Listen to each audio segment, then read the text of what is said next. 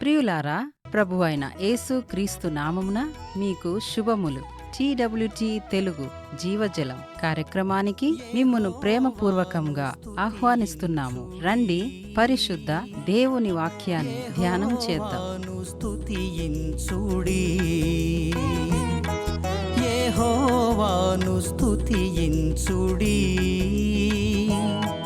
యెహోవాను స్తుతించుడి. పరమాకాశములారా, పరలోక దూతలారా, పరలోక సైన్యములారా, ప్రభువును స్తుతించుడి. పరమాకాశములారా, పరలోక దూతలారా, పరలోక సైన్యములారా, ప్రభువును స్తుతించుడి. యెహోవాను స్తుతించుడి, యెహోవాను క్రీస్తునందు ప్రియులారా, దేవుని యొక్క వాక్యాన్ని క్రమం తప్పకుండా వింటున్నారు కదా. మీ కొరకు, మీ కుటుంబముల కొరకు మేము అనుదినము ప్రార్థిస్తూ ఉన్నాము. రండి, ఈ దినం కూడా దేవుని యొక్క శ్రేష్టమైన, విలువైన, పరిశుద్ధమైన వాక్యాన్ని ధ్యానం చేసుకుందాం. ముందుగా చిన్న ప్రార్థన చేసి దేవుని యొక్క సహాయాన్ని కోరుకుందాం. ప్రార్థన. ప్రియ పరలోకపు తండ్రి, మీ దివ్యమైన నామమునకు మహిమ, ఘనత, ప్రభావములు చెల్లిస్తూ ఉన్నాం. మీ శ్రేష్టమైన దివ్య వాక్యాన్ని ధ్యానిస్తూ ఉండగా మా హృదయాలతో మీరు మాట్లాడండి. మా కుటుంబాలను దర్శించండి. మమ్మను దీవించి మీ పరిచర్యలో ఘనంగా వాడుకొనమని మీ ప్రియకుమారుడు, మా ప్రభువును రక్షకుడైన యేసుక్రీస్తు నామమున ప్రార్థిస్తున్నాము పరలోకపు తండ్రి. ఆమెన్. ప్రియ శ్రోతలు, ఈ దినాన మనం ధ్యానించబోయేటువంటి అంశం క్రాస్, సిలువ. పరిశుద్ధ గ్రంథము నుండి మత్తయి శుభవార్త 21వ అధ్యాయాన్ని మనం ధ్యానించగలిగితే అక్కడ బేతనియా గ్రామం నుండి ప్రారంభమైన ఒక చిన్న ప్రయాణమును చూడగలం. ఒలీవల కొండకు తూర్పు భాగాన ఈ బేతనియా అన్న చిన్న గ్రామం ఉన్నది. అక్కడి నుండి యెరూషలేమునకు 1 మైలు ప్రయాణం. ప్రభువైన యేసు సిలువ వేయబడిన ముందు వారంలో ఆయనకు ఇచ్చిన బాధ్యతలను ఎలా నెరవేర్చాడో ఇప్పుడు తెలుసుకుందాం. అది మొట్టమొదటిగా మట్టల ఆదివారం. జనులు చాలా చాలా సంతోషంగా ఉన్నారు.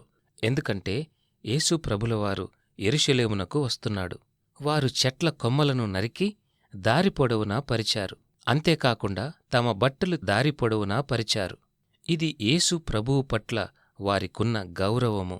ఆయనను మెస్సియాగా, దావీదు కుమారుడిగా, రాజులకు రాజుగా ప్రకటించుటకు ఇదంతయు లేఖనములు నెరవేర్చబడునట్లు జరిగినవి. కాని కొందరు దీనిని హృదయమంతటితో చేయలేకపోయారు.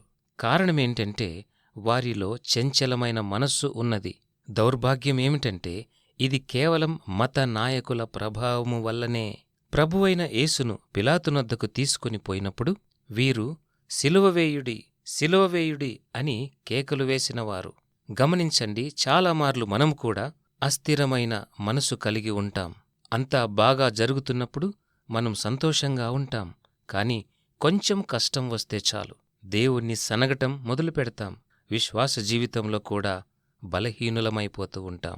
ప్రియ శ్రోతలు, ఈ సమయంలో మన విశ్వాసాన్ని గురించి కూడా మనము ఆలోచన చెయ్యాలి. నీ విశ్వాసము ఎలా ఉంది? బలహీనపడుతున్నావా? బలమైన విశ్వాసముగా ఉందా? లేక కూలిపోయే విశ్వాసిగాని ఉన్నావా? ఒక్కసారి పరీక్షించుకో. మట్టలాదివారం అయిన వెంటనే యేసు దేవాలయంలో ప్రవేశించి అందులో క్రయ విక్రయములు చేయువారితో నా మందిరము ప్రార్థనా మందిరము అని వ్రాయబడి ఉన్నది. అయితే మీరు దానిని దొంగల గుహగా చేసితిరని చెప్పి వ్యాపారం చేయువారిని వెళ్లగొట్టనారంభించెను. దేవాలయంలో ఎడ్లను, గొర్రెలను, పావురములను అమ్మువారును, రూకలు మార్చువారును కూర్చుండట చూచి గొర్రెలను, ఎడ్లనన్నిటినీ దేవాలయములో నుండి తోలివేసి, రూకలు మార్చువారి రూకలు చల్లివేసి, వారి బల్లలు పడద్రోసి, పావురములను అమ్మువారితో వీటిని ఇక్కడ నుండి తీసుకుని వెళ్ళిపోండి, నా తండ్రి ఇల్లు వ్యాపారపు టిల్లుగా చేయకుడని చెప్పి దేవాలయమును శుద్ధి చేసెను. ప్రభువైన యేసు పస్కా పండుగను ఆచరించుటకు వారితో భోజనము చేయుచుండగా ఆయన యొక్క రొట్టెను పట్టుకొని ఆశీర్వదించి విరిచి వారికిచ్చి, మీరు తీసుకొనుడి, ఇది నా శరీరమన్నాడు. పిమ్మట ఆయన గిన్నె పట్టుకొని కృతజ్ఞతాస్తుతులు చెల్లించి దాని వారికిచ్చెను. వారందరూ దానిలోనిది త్రాగిరి. ఇది నా రక్తము, దీనిని తీసుకున్నప్పుడెల్లా నేను మీతో ఉంటాను అని వారితో వాగ్దానం చేశాడు. మత్తయి శుభవార్త 21వ అధ్యాయంలో ఈ పస్కాకు ముందు యేసు చెప్పిన ఒక దృష్టాంతము చూస్తాం. ప్రభువైన యేసు ఆకలి కొనగా త్రోవ ప్రక్కన ఉన్న ఒక అంజూరపు చెట్టును చూచి దాని యొద్దకు రాగా దానియందు ఆకులు తప్ప మరేమీయూ కనపడలేదు. గనుక దానిని చూచి ఇక మీదట ఎన్నటికినీ అది కాపు కాయదని దానిని శపించెను. వెంటనే ఆ అంజూరపు చెట్టు ఎండిపోయెను. శిష్యులు అది చూచి ఆశ్చర్యపడ్డారు. లూకాసు వార్త 13వ అధ్యాయంలో మరియొక అంజూరపు చెట్టును మనం చూడగలము. ప్రభువైన యేసు ఈ ఉపమానము చెప్పెను. ఒక మనుషునికి ద్రాక్షతోటలో అంజూరపు చెట్టొకటి నాటబడి ఉండెను. అతడు దాని పండ్లు వెతికినప్పుడు ఏమీ దొరకలేదు. గనుక అతడు 3 ఏండ్ల నుండి నేను ఈ అంజూరపు చెట్టున పండ్లు వెదుకుచున్నాను గాని ఏమీ దొరకలేదు. దీనిని నరికివేయండి. దీనివలన ఈ భూమి ఎందుకు వ్యర్థం కావాలి అని తోటమాలితో చెప్పాడు. అందుకు తోటమాలి, అయ్యా, నేను దాని చుట్టూ త్రవ్వి ఎరువు వేస్తాను. ఈ సంవత్సరం కూడా ఉండనిమ్ము. అది ఫలించినా సరే, లేదా నరికివేయుమని అతనితో చెప్పాడు. ఈ చిన్న ఉపమానము మనకు ఏమని పాఠం నేర్పిస్తూ ఉన్నది? మనము ఫలించువారిగా ఉండాలి. గమనించండి ప్రియ సహోదరుడా, సహోదరి, మనము మందిరానికి లేదా చర్చికి వెళ్ళినంత మాత్రాన ఫలించము. మనలను మనము దేవుని పట్ల, ఆత్మీయ ఎదుగుదల పట్ల నిబద్ధత కలిగి ఉండాలి. చాలామంది అంజూరపు చెట్టు వలె ఉంటారు. పైకి భక్తి కలిగి ఉంటారు. దాని శక్తిని ఆశ్రయించని వారుగా ఉంటారు. అలాంటివారికి దేవుని మీద ఉండవలసిన మనస్సు వేరే వాటి మీద ఉంటుంది. పరిశుద్ధ బైబిల్ గ్రంథములో ఇలాగ చెప్పబడి ఉన్నది, నీ ధనము ఎక్కడ ఉండునో అక్కడనే నీ హృదయమూ ఉండును. కొన్నిమార్లు మనకు ఉద్రేకమైన భక్తి ఉండొచ్చు, కాని ఫలిస్తున్నామా అనేది మనకు మనమే పరీక్షించుకోవాలి. ఉదాహరణకు, సేవ కొరకు కొంతమంది కావాలి అని ప్రకటన చేయబడినప్పుడు మన స్పందన ఎలా ఉంటుంది? ఆ సమయాన వెళ్లటానికి సిద్ధపడితే అప్పుడు మనలో ఫలము ఉన్నట్లు. కొంతమందికి తలాంతులు ఉండి కూడా వారు అంజూరపు చెట్టు వలె పోలి ఉన్నారు. అలాంటి వారిని చూచి దేవుడు ఎంతగానో దుఃఖిస్తూ ఉన్నాడు.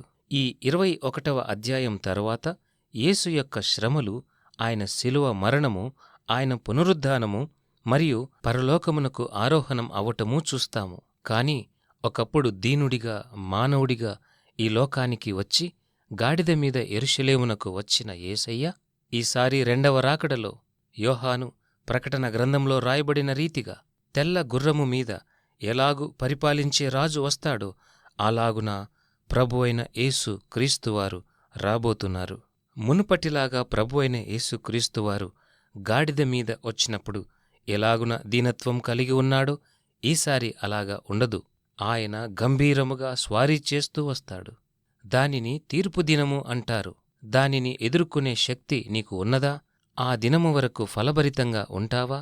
నీ పాపములన్నీ ఒప్పుకొని ఏది నీకు ఇవ్వబడిందో దానిని గట్టిగా పట్టుకోవాలి. దేవుడు ఆశించిన మెట్టుకు మనలో ఆత్మ ఫలము కనబడాలి. ఆయన రాకడ వరకు ఆత్మీయంగా ఫలిస్తూనే ఉండాలి. ఆత్మీయంగా ఫలించటము అన్న అంశములో మరియొక భాగము ఇతరులను దేవుని యొద్దకు నడిపించుట, అనగా ఇహలోక ధన సంపాదనను విడిచి విలువైన ఆత్మలను దేవుని కొరకు సంపాదించగలగాలి. ఇదే దేవుని కొరకు ఫలించటం. ఈలాగున మనలో ఉన్నటువంటి తలాంతులను గుర్తించి దేవుని కొరకై ఫలిస్తూ ఇతరులను కూడా ఫలింపచేయాలి. అట్టి కృప ఆత్మదేవుడు నీకు అనుగ్రహించి దీవించి వర్ధిల చేయునుగాక. ఆమెన్.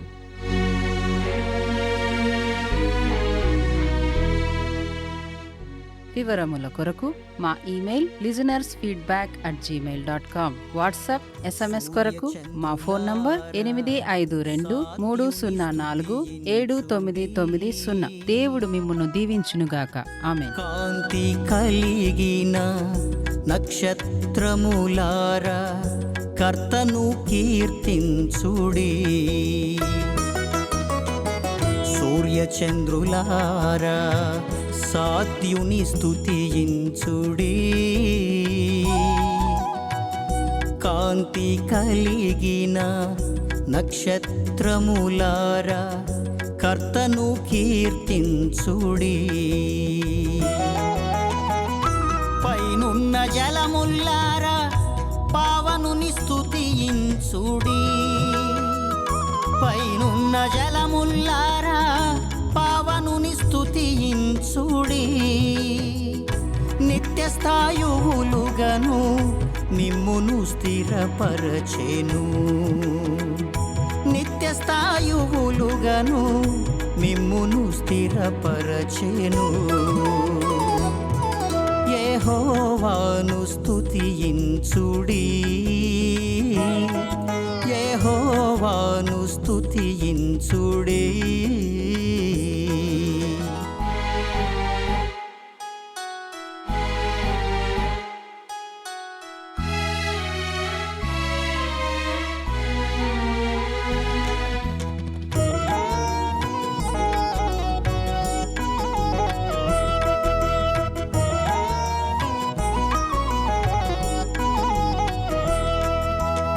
అగాధ జలముల్లారా ఆద్యుని స్తుతించుడి. మకరములారా మత్స్యములారా మహాత్ముని స్మరించుడి. అగాధ జలముల్లారా ఆద్యుని స్తుతించుడి. మకరములారా మత్స్యములారా మహాత్ముని స్మరించుడి. అగ్ని వడగన్లారా ఆయనను స్తుతించుడి. అగ్ని వడగన్లారా ఆయనను స్తుతించుడి. ఆవిరి తుఫాను హిమమా కీర్తించుడి. ఆవిరి తుఫాను హిమమా కీర్తించుడి. యెహోవాను స్తుతించుడి. యెహోవాను స్తుతించుడి.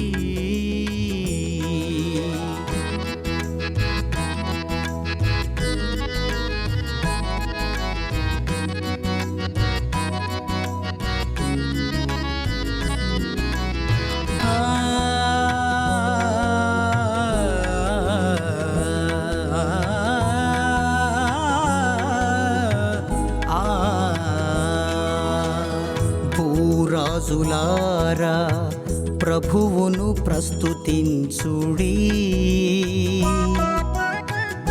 వృద్ధులు బాలురు యవ్వనులారా యేసుని స్తుతించుడి. భూరాజులారా ప్రభువును ప్రస్తుతించుడి. వృద్ధులు బాలురు యవ్వనులారా యేసుని స్తుతించుడి. సర్వలోక ప్రజలారా సదయుని స్తోత్రించుడి. సర్వలోక ప్రజలారా సదయుని స్తోత్రించుడి. సకల జీవులారా స్వామిని స్తుతించుడి. సకల జీవులారా స్వామిని స్తుతించుడి. యెహోవాను స్తుతించుడి.